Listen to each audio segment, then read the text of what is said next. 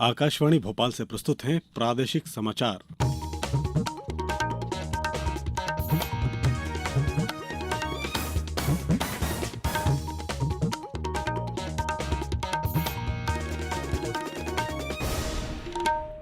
नमस्कार। समाचारों के साथ मैं शरद बाघेला।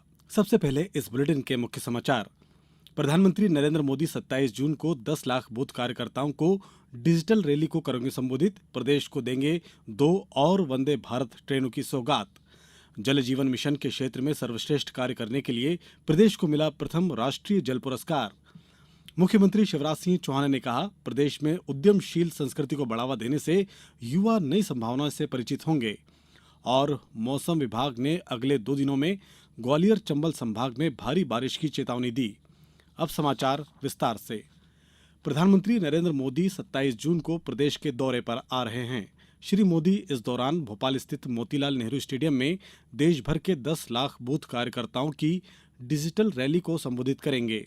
प्रधानमंत्री यहां रानी कमलापति रेलवे स्टेशन से भोपाल जबलपुर और इंदौर भोपाल वंदे भारत ट्रेन को हरी झंडी दिखाएंगे।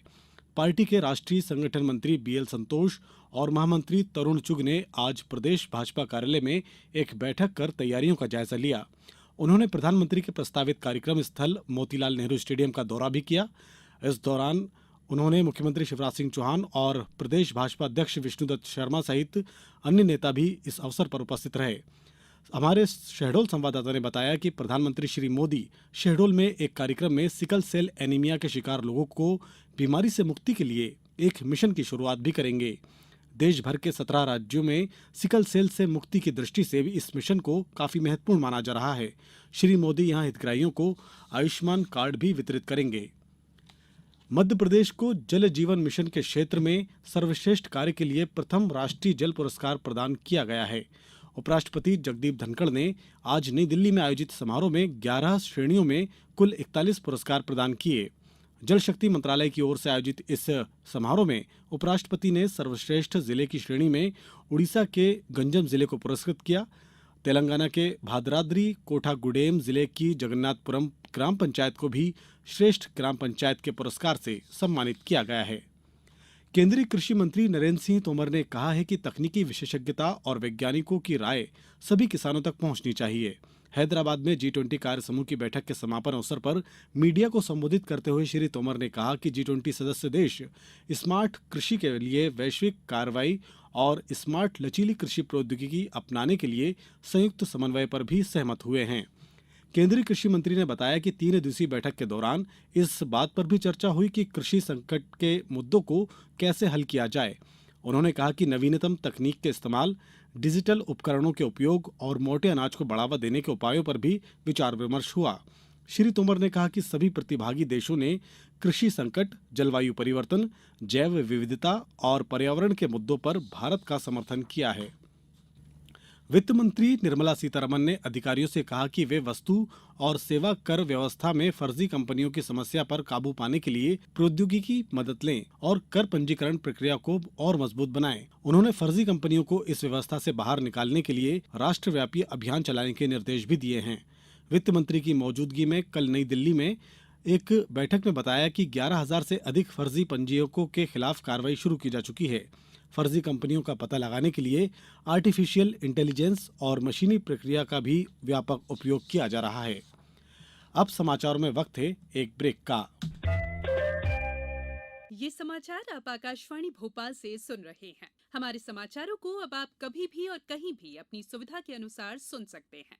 ये समाचार बुलेटिन YouTube, ट्विटर और फेसबुक पर AIR न्यूज भोपाल पेज पर भी सुने जा सकते हैं। इसके अलावा आप हमारी वेबसाइट newsonair.nic.in पर या न्यूज ऑन AIR ऐप पर भी समाचार सुन सकते हैं। ब्रेक के बाद समाचारों में एक बार फिर आपका स्वागत है।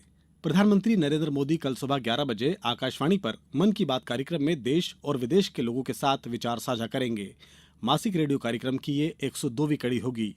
ये कार्यक्रम आकाशवाणी, दूरदर्शन और नरेंद्र मोदी मोबाइल ऐप के समूचे नेटवर्क पर प्रसारित किया जाएगा। आकाशवाणी, दूरदर्शन समाचार तथा सूचना और प्रसारण मंत्रालय के YouTube चैनलों पर इस कार्यक्रम का सीधा प्रसारण किया जाएगा।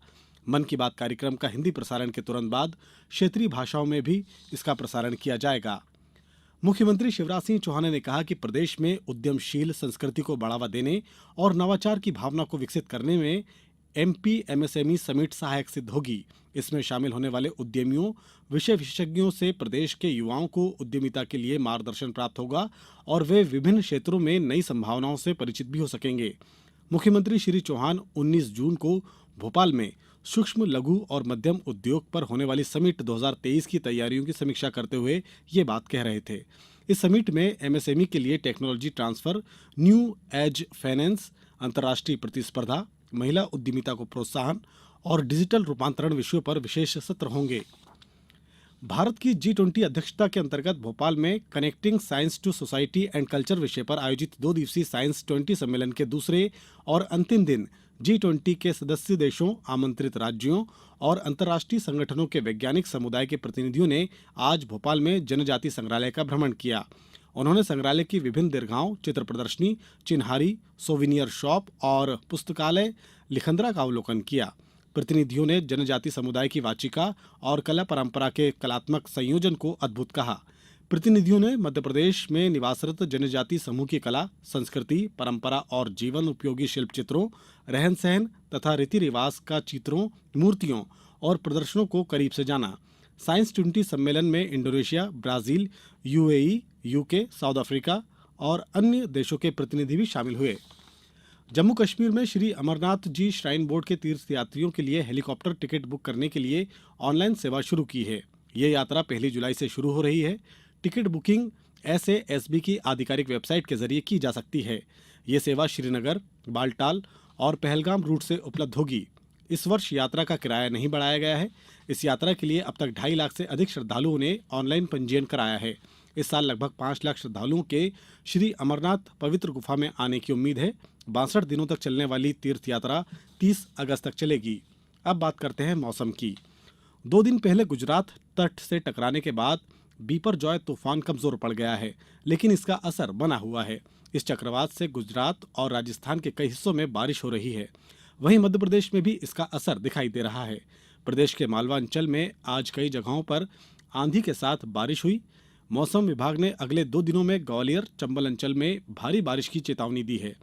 राज्य के रीवा, सतना, छतरपुर, टीकमगढ़ और निवाड़ी में 20-21 जून को बारिश की संभावना जताई है। अनुमान है कि इस दौरान कहीं कम तो कहीं भारी बारिश हो सकती है। अब कुछ समाचार संक्षेप में।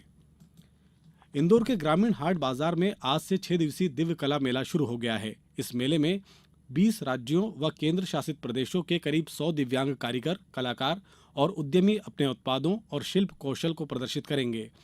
केंद्रीय कृषि मंत्री और क्षेत्रीय सांसद नरेंद्र सिंह तोमर की सांसद निधि से मुरैना जिले के सबलगढ़ विकासखंड में महिलाओं के स्वास्थ्य और योजनाओं के प्रचार प्रसार के लिए उत्कृष्ट कार्य करने वाली 203 आशा दीदियों को पुरस्कृत किया गया। प्रदेश के अपर मुख्य निर्वाचन पदाधिकारी राजेश कोल ने आज रायसेन जिले के ईवीएम वेयर हाउस पहुंचकर मशीनों का अवलोकन किया। धार कलेक्टर प्रियंक मिश्रा ने आज जिले में वर्षा काल में संभावित अतिवृष्टि और बाढ़ से उत्पन्न स्थितियों में राहत और बचाव संबंधी सभी तैयारियां समय पूर्व सुनिश्चित करने के निर्देश दिए हैं। गुना जिला कलेक्टर और जिला निर्वाचन अधिकारी फ्रैंक नोबल एक ने निर्वाचक नामावली के कार्य में लापरवाही बरतने पर 3 BLO को कारण बताओ नोटिस जारी किए हैं।